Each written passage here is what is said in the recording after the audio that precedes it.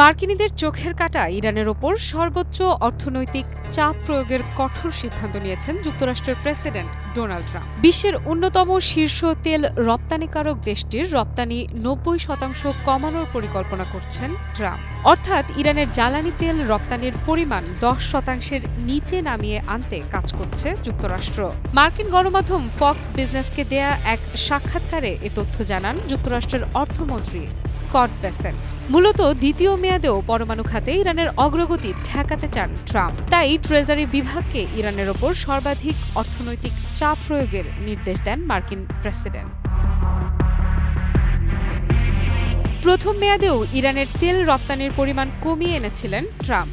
২০১৭ সালে ইরান প্রায় ৩০ লাখ ব্যারেল তেল রপ্তানি করে। ট্রাম্পের নির্দেশের কারণে ২০১৯ সালে রপ্তানির পরিমাণ কমে দাঁড়ায় ৪ লাখ ব্যারেল। যদিও এখন পর্যন্ত শীর্ষ তেল উৎপাদনকারী দেশের জোট অপেকের অপরিশোধিত তেলের উৎপাদন মাত্রা অপরিবর্তিত রয়েছে। বিশেষজ্ঞদের মতে যুক্তরাষ্ট্রের চাপে স্বেচ্ছায় উৎপাদন কমানোর সম্ভাবনা নেই অপেকের। নিষেধাজ্ঞার কারণে তেল সরবরাহ কমাতে হলেও পরিস্থিতি মোকাবেলা করার পর্যাপ্ত ক্ষমতা রয়েছে অপেক জোটের। যুক্তরাষ্ট্রের অর্থমন্ত্রী স্কট বেসেন্ট বলেন, দিনে ১৫ থেকে ১৬ লাখ ব্যারেল তেল রপ্তানি করে ইরান। এই তেল রপ্তানির পরিমাণ ১ লাখে নামিয়ে আনতে দৃঢ় প্রতিজ্ঞাবদ্ধ যুক্তরাষ্ট্র। যদি প্রেসিডেন্ট নির্দেশ দেন তবে রাশিয়ার উপরও অর্থনৈতিক নিষেধাজ্ঞার পরিমাণ বাড়ানো হবে। উচ্চ মূল্যস্ফীতি ও বিশাল আকারের বাজেট ঘাটতির কারণে ইরানের অর্থনীতি বর্তমানে ভঙ্গুর অবস্থায় রয়েছে। দিনে রপ্তানির পরিমাণ ১ লাখ ব্যারেলে নামলে ইরানের অর্থনৈতিক অবস্থা আরও শোচনীয় হবে।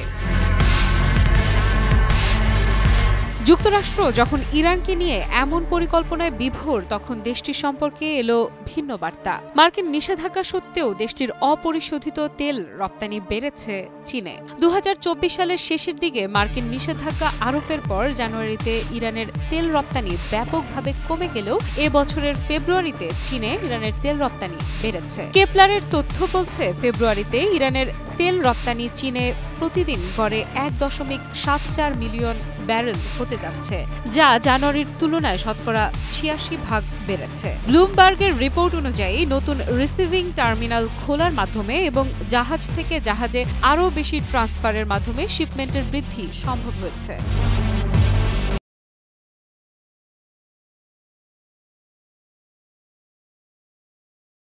ফুরফুরে মন সারাক্ষণ।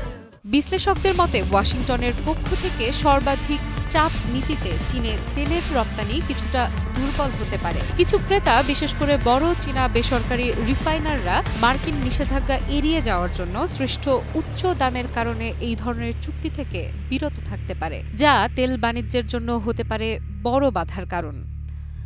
আফ্রিদা ইফরাত, নিউজ 24।